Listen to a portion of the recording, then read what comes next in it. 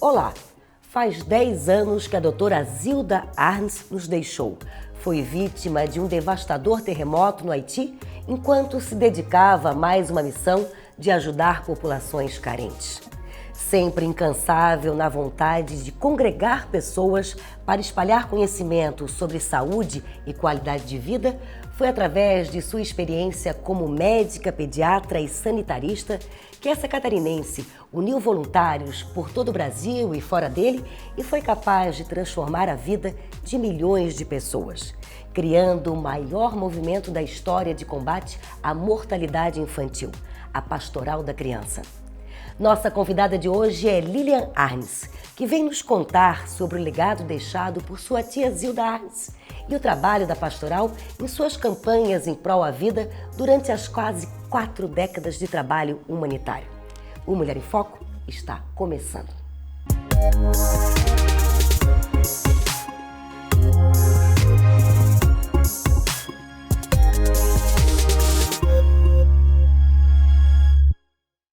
Zilda Arnes gostava de acompanhar a mãe na tarefa de ajudar pessoas na comunidade que viviam ao sul de Santa Catarina.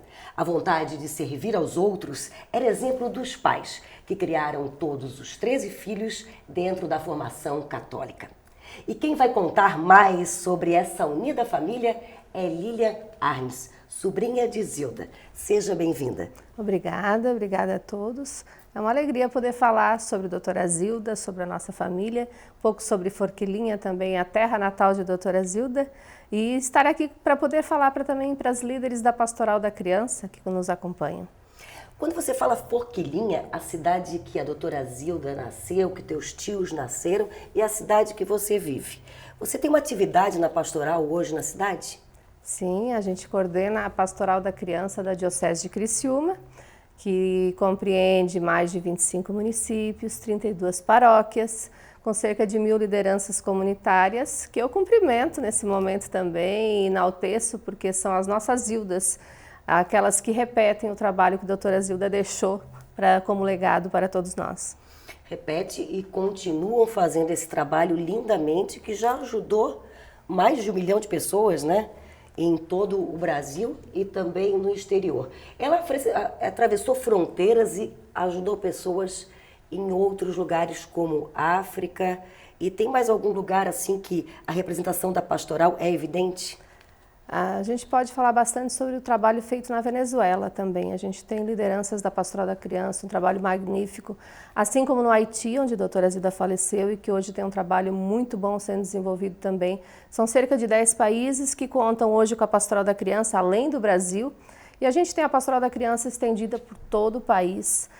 São mais de 200.000 líderes comunitárias, voluntárias atuantes, que atendem mais de 1 milhão de crianças e gestantes. Então é um número significativo, é uma das maiores redes de solidariedade do mundo e é o legado que a doutora Zilda nos deixou, um legado de solidariedade, de voluntariado, de amor ao próximo, que é o que as nossas líderes fazem no seu dia a dia, ir em busca das crianças de 0 a 6 anos, ir em busca das gestantes, tentando levar para elas aquele cuidado básico que vem lá dos primórdios da Pastoral da Criança, como o soro caseiro, como o aleitamento materno, como os cuidados com a gestante, como a alimentação natural, o mais saudável possível para a criança e para a gestante. Então, são ações que a Pastoral da Criança desenvolve no seu dia a dia e que levam mais vida para as nossas crianças e gestantes. A família Arnes eram 13 filhos, 14 inicialmente, mais 2 que foram criados pela família, pelos teus avós. Isso. E todos eram muito solidários, era uma família unida e que desde pequeno gostava e tinha a missão realmente de ajudar os outros. Você teve a oportunidade de ver toda a família unida no encontro familiar? Com certeza. É uma família que desde sempre teve o hábito de se reunir. A partir do momento em que os filhos foram crescendo, eles criaram esse hábito de se encontrar uma vez por ano. Quando eram menores, né, os filhos eram menores, muitos deles já foram ser religiosos. E com isso eles ficavam afastados da família, né, na sua missão como religiosos. Então, 2 padres, três irmãs e depois mais 2 adotivas, 2 irmãs de criação, que também foram religiosos, então era um número grande de religiosos. E eles combinavam de se encontrar uma vez ao ano, junto com os demais irmãos. Inclusive eles tinham um coral, onde eles cantavam em várias vozes, né, nesses encontros de família, com músicas próprias deles, porque meus avós, o Opa Gabriel e a Oma Helena, como a gente chamava, eles tinham muito isso de reunir a família, de ter os filhos sempre próximos a eles e manter esse elo entre todos. Então, à medida que os filhos foram casando também, vieram os netos e esses também acompanhavam esses encontros familiares. Até hoje se mantém esse hábito de se encontrar ao menos uma vez ao ano, hoje na casa da falecida tia Zilda, né, coordenado já pelos sobrinhos agora e pelos irmãos dela que ainda estão vivos. A gente ainda tem o tio Felipe, que é arquiteto, que é vivo, a tia Otília, que é escritora, a tia Zélia, que é professora, e mais as duas religiosas que moram então em Forquilinha, os 3 que moram em Curitiba. E esses encontros acontecem sempre em Curitiba, uma vez ao ano, em dezembro. E além da música também, a família tinha um prato típico que sempre tem que ser representado quando a família Arnes se une. Que prato é esse? É o gemis.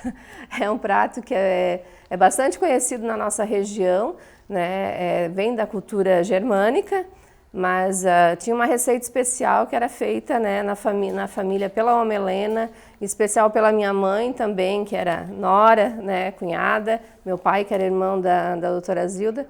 Mas se manteve esse costume, nos encontros sempre tem que ter o gemis, que é um prato feito à base de batata, de couve, temperos, e vai costelinha também, então assim, é saboroso e tem sabor de comida da infância deles e nossa também, porque a gente cresceu com o hábito de ter no nosso cardápio também o gemis. E esse não pode faltar, né? Esse não pode, nas festas de família não, além do encontro, de muitas risadas.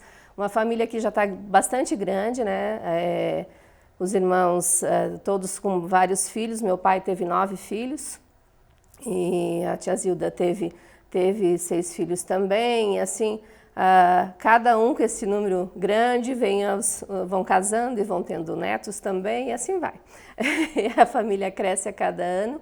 E com isso o encontro também ele fica mais produtivo, mais bonito, mais alegre. A gente inicia o encontro sempre com uma celebração eucarística também, por ser uma família bastante religiosa, por mais que os padres da família, os 2 já não estejam mais vivos, mas assim se mantém sempre esse hábito de a gente iniciar com uma celebração eucarística e depois a gente reunir e dar bastante risada também. A família Arnes sempre se preocupou muito com o estudo, né? Fé, família, trabalho e estudo eram os nortes a serem seguidos pelos filhos. Por isso, alguns deles foram embora para Curitiba, onde tinha um clima melhor para o patriarca também e para dar oportunidade para que os filhos estudassem. Foi ali que Zilda seguiu também o seu caminho no Paraná e fez medicina. Mas foi difícil ela convencer o pai a fazer medicina, né? Parece que teve que vir o irmão, o Dom Evaristo, para convencer o pai, a filha, fazer medicina, que era uma vontade dela. Isso. É assim, é uma das coisas que a doutora Zilda cresceu com essa vontade de ajudar o próximo também, porque ela via na mãe dela, a Oma Helena, aquela pessoa que ajudava a comunidade. Meu avô era comerciante, né, e viajava bastante, e a Oma Helena era aquela pessoa da comunidade que ajudava as vizinhas, as outras mães, quando precisava de um remédio caseiro, quando alguém estava doente, dava orientação, ensinava, e a doutora Zilda sempre acompanhava. Então isso fez com que ela tivesse essa vontade de ser alguém que pudesse estar ajudando. E como na época não existiam médicos perto, então ela percebia a necessidade que tinha de se ter também algum médico na família. E ela foi pedir para o pai dela, e o pai dela disse que, né, o Opa falou que isso não era profissão para mulher. E daí ela não desistiu, ela foi, quando os irmãos padres vieram visitar, ela foi falar com eles, dizer da vontade, do sonho que ela tinha, e eles foram então apelar para o pai, né, para o Opa Gabriel, e convencer a ele que podia sim se ter uma mulher também médica e que ela já tinha isso já como vocação dela também, muito mais do que ser professora, que era o que o Opa achava que toda mulher tinha que ser professora, né? Então tinha que estudar para ser professora. Ele disse, não, a vocação dela eu acho que é para medicina, Dom Paulo falou, e o Frei Crisóstomo também, que eram os dois irmãos. E daí o Opa se sentiu convencido e acabou também estimulando ela para ela estudar medicina. A nossa equipe foi até a cidade de Forquilinha, ao sul de Santa Catarina, e conversou com uma das irmãs, que contou também essa passagem do pai. Todo mundo conta com certo divertimento e muito orgulho, né, por ter convencido. E a passagem também da pastoral naquela região, o que acontece na pastoral e depoimentos de pessoas que conheceram a doutora Zilda. Vamos assistir? A casa onde a doutora Zilda Arns viveu parte da sua infância, hoje é patrimônio público e histórico de Forquilinha, município localizado na região sul de Santa Catarina. Terra natal da mulher que ficou conhecida por criar a Pastoral da Criança, uma das maiores redes de solidariedade do mundo. Doutora Zilda Arns amava as crianças. Graças ao trabalho coordenado por ela, houve uma mudança significativa nos cuidados básicos da saúde infantil em comunidades mais pobres, com redução de mortalidade e desnutrição. Ela sempre tinha em vista preparar a gente, para que haja gente que saiba o que fazer e passar adiante. Ela criou as líderes da Pastoral da Criança e as coordenadoras para que elas pudessem fazer certo a preparação das mães. As mães, porque ela queria era preparar as mães como a mãe fazia. Criada em uma família numerosa, Zilda Arns foi a penúltima de 14 irmãos. 5 deles dedicaram a vida à igreja. Zilda, ainda na juventude, decidiu que queria ser médica, e assim fez. Foi médica pediatra e sanitarista. A irmã Maria Helena, hoje com 96 anos, tem lindas lembranças da irmã, que viveu para cuidar e amar o próximo. A mãe já era meio médica. Então viu que aquilo era uma missão muito maravilhosa de ser. E papai não quis porque mulher não ficava médica, era só homem. Então ela pediu para o pai e custou o pai deixar que ela ficasse médica, mas com o tempo ele viu que era uma missão também para ela ser médica. E ela acreditou e foi para Curitiba e voltava para Forquilinha, lá para Criciúma, para fazer estágio. A irmã Beatriz Roubo também lembra com carinho da mulher que ela sempre admirou. Forquilinha é uma cidade muito pequena naquela época, hoje já, né? Tinha 12 famílias fortes em Forquilinha. E a família, praticamente o líder dessas famílias era o pai da irmã, da doutora Zilda. E a mãe era tipo agente comunitária de saúde. Então não tinha quem não conhecesse. Todo mundo se conhecia, aliás, né? E aquela família lá, até pela maneira deles serem dinâmicos, serem líderes, eles chamavam a atenção da gente. E para mim, pessoalmente, a Zilda era um protótipo.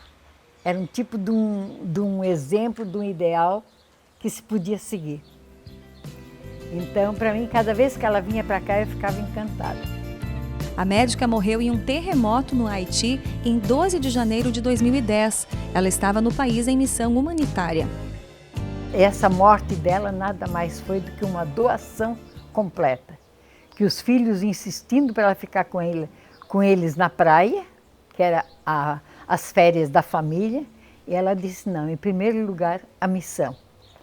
Então isso aí me entusiasma até hoje na missão também, né? Eu estou na coordenação aqui nessa casa, mas por amor à causa. Porque não é fácil trabalhar com tantas pessoas idosas. Eu que sempre trabalhei com crianças, com adolescentes, né? Trabalhava muito com grupos de jovens. E de repente a gente muda completamente o rumo do trabalho. A Zilda continua sendo aquele ideal de pessoa, de modelo de vida para a gente.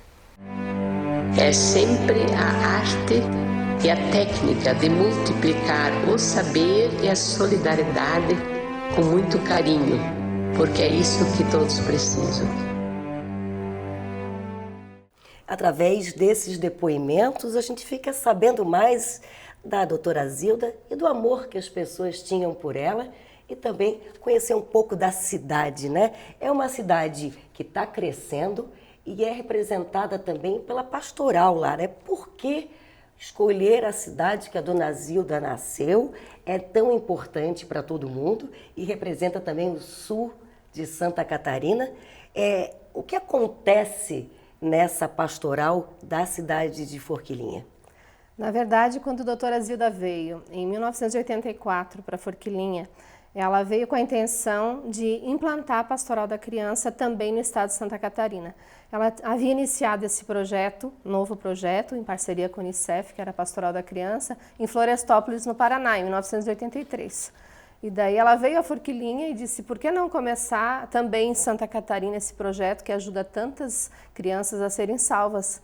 E por que não Forquilinha? Porque Forquilinha é terra boa, porque onde semente plantada em terra boa dá bons frutos. E Forquilinha com certeza era terra boa porque tinha dado muitas vocações religiosas, então tinha essa vocação já para a solidariedade. A gente teve muitas vocações que saíram de Forquilinha, exemplo dos próprios irmãos dela, né? Então, ela veio a Forquilinha em dezembro de 84, começou o primeiro curso da Pastoral da Criança, por isso Forquilinha é o berço da Pastoral da Criança do estado de Santa Catarina.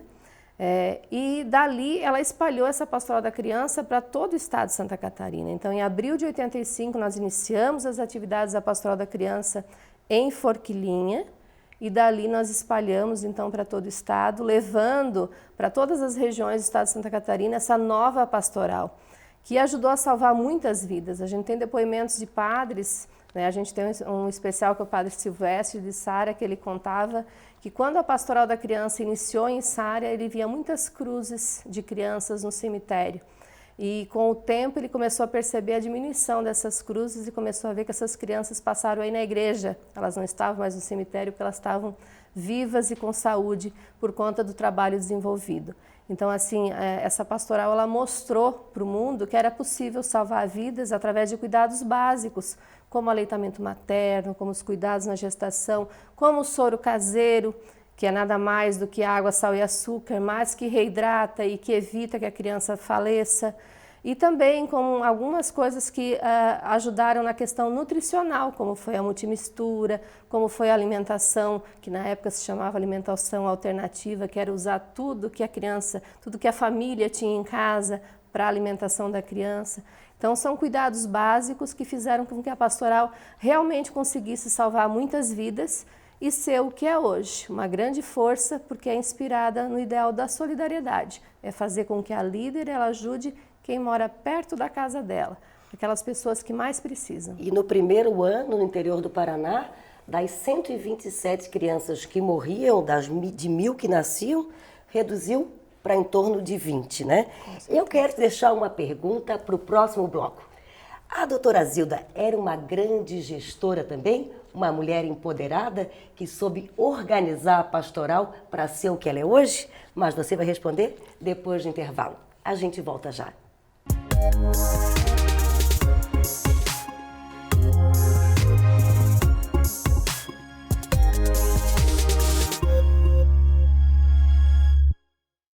E seguimos o Mulher em Foco falando hoje sobre a doutora Zilda Arnes, que está sendo representada pela sua sobrinha Lilian Arnes. Deixamos a pergunta no bloco anterior, que era: Doutora Zilda era uma empreendedora porque no primeiro ano da pastoral, em 1983, ela teve a capacidade de organizar pessoas, voluntários, líderes e dividir esses grupos para que eles visitassem as famílias carentes e ensinassem de forma básica como se alimentar, como cuidar de uma criança para que ela tivesse uma vida plena. Essa frase era muito dela, né?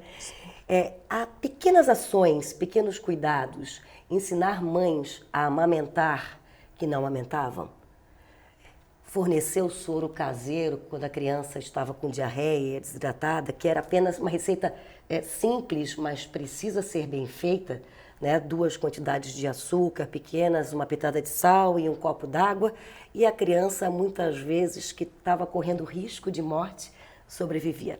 E assim falamos no primeiro bloco sobre a importância da vida, a importância da qualidade de vida na primeira infância. Era uma preocupação dela, é uma preocupação da pastoral muito grande. Ela era uma gestora também para fazer toda essa organização? Com certeza, eu acho que um dos grandes dons dela, com certeza, foi ser uma grande gestora. Ela tinha uma capacidade de convencimento muito grande, então quando ela começava a falar, as pessoas se calavam para ouvir. Tanto as pessoas, as famílias mais pobres, quanto os grandes gestores, como ela teve audiência com ministros e tudo mais, para buscar recursos para fazer com que essa pastoral funcionasse. Então, assim, o poder de convencimento dela era muito grande, o poder organizacional dela também muito grande, porque ela conseguia organizar as equipes e formar com isso uma grande rede de solidariedade, que é o trabalho da Pastoral da Criança. E ela foi além ainda, ela criou a Pastoral da Criança, que se tornou nacional, se tornou internacional, e ela conseguiu ainda criar mais a Pastoral da Pessoa Idosa e cuidar também do idoso, nos mesmos moldes que a Pastoral da Criança já utilizava, que era essa metodologia simples da visita, através da visitação, da parte prática, de ver aquilo que pode ser feito de maneira mais simples e que qualquer pessoa pode fazer desde que ela tenha o conhecimento.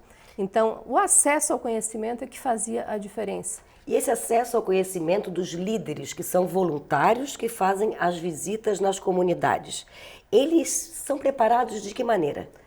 Através de capacitações. Quando a gente começou lá em 1983, eu comecei em 1984, quando ela veio para Santa Catarina, no primeiro curso, a gente começou através de apostilas, onde a doutora Zilda mesmo vinha, dava capacitação, aí ela capacitava os capacitadores, que eram as pessoas que iam capacitar os líderes depois. Então, assim, isso multiplicava o conhecimento, né? Eu capacito 10 pessoas que vão capacitar 100. Né? Cada uma capacitando mais 10, então isso é a multiplicação do conhecimento. Isso a doutora Zilda soube fazer muito bem e fez com que a pastoral conseguisse atingir o que atingiu ao longo desses 35 anos de existência. Nós comemoramos nesse ano agora, 2020, 35 anos de Pastoral da Criança aqui no estado de Santa Catarina. E é uma grande rede de solidariedade que se baseia justamente nesse conhecimento, que hoje também ele vem em forma de aplicativo de celular, porque a pastoral também evoluiu ao longo dos 35 anos. E esse aplicativo serve para que os líderes mandem os dados para uma base de acompanhamento. Isso, e também recebam em troca também as informações, recebam capacitações através desse aplicativo, possam estar pesquisando. Esse aplicativo disponibiliza até imagens, vídeos da doutora Zilda, áudios da doutora Zilda, que facilitam o convencimento da mãe, por exemplo, que a mãe às vezes tem dificuldade em amamentar e quer desistir. Então a líder pode ir na visita e apresentar, que a própria doutora Zilda falava sobre o aleitamento materno, para que a mãe se sinta também convencida, além de todas as informações que contém também. E essas informações que antes eram passadas para o papel, ainda podem ser, são passadas para o celular, mesmo sem internet, até o momento que tem uma rede para que passe a informação. Assim já fica tudo no local certo, né? A doutora Zilda sempre deu a importância para qualquer pessoa que pudesse fazer o bem. Ela dizia que qualquer gota no oceano é importante e ela soube delegar. A tarefa de delegar é muito importante também porque você dá o que você sabe fazer, ensina alguém e isso se espalha para todas as pessoas. Uma das frases era: amar é acolher, é compreender, é fazer o outro crescer. Assim vai existir paz em todas as comunidades, todas as pessoas vão ter vida plena. Ela usava muito essa frase, né, de vida plena, que para ela não bastava apenas estar vivo, tinha que ter uma qualidade de vida. E ela se preocupava também na gestão das famílias, gestão financeira, gestão psicológica, e esse trabalho foi crescendo. Você sentia essa preocupação com ela, assim, sempre de criar alguma coisa nova, assim como ela criou a pastoral do idoso, e uma preocupação recente da pastoral hoje também é sobre os obesos, né? Com certeza. Ela estava sempre criando uma nova ideia? Com certeza. Por isso que eu falei assim, a pastoral ela é muito dinâmica.